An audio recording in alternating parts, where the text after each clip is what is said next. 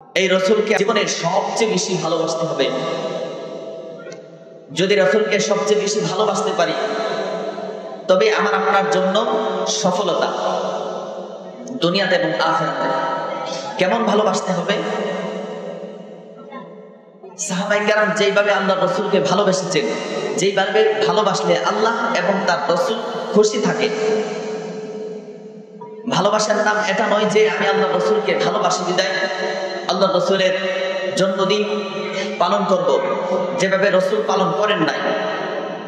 আল্লাহর রাসূলের নামে এমন কিছু উঠিয়ে দিব, এমন কিছু কাজ চালু করে দিব যেইগুলা রাসূল করে নাই, সাহাবায়ে কেরাম করে নাই। এর নাম ভালোবাসা নয়।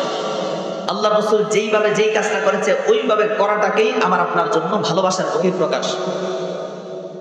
আল্লাহর রাসূল চুল রাখতেন কিভাবে? বাবরি রাখতেন। এমনকি চুল একেবারে ছোট রাখা বা চতুর্দিক দিয়ে সমান রাখাকে সমর্থন করেছে, ওইভাবে রাখতে পারি। আমি আপনি যদি ওইভাবে না রেখে আল্লাহর রাসূল যেইভাবে রাখে নাই, সামনের দিক দিয়ে বড়, পিছনের দিক দিয়ে ছোট, এইভাবে রাখা আল্লাহর রাসূলের সুন্নাত ছিল না। এইভাবে যদি আমি রাখি, এইভাবে রাখে কারা? মেসি, নেইমার থেকে ধরে বর্তমান পৃথিবীর যত বড় বড় খ্রিস্টানরা আছে, আল্লাহ বিদ্বেষীরা আছে, তারা ওইভাবে রাখে। তাদের স্টাইলে যদি রাখি, আমি যতই মুখে বলি না কেন আমি রাসূলের আশিক, রাসূলকে ভালোবাসি, রাসূলকে ভালোবাসি, আমার চুল প্রকাশ করে দেই আমি রাসূলকে ভালোবাসি না, ঠিক কিনা?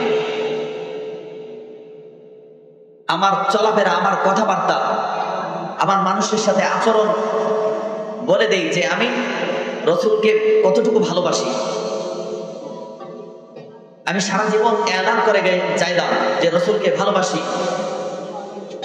যদি আমার মধ্যে নামাজের গুণটা না থাকে, যে নামাজ কায়েম করার জন্য রাসূল পদে পদে মায়ের খেয়েছে,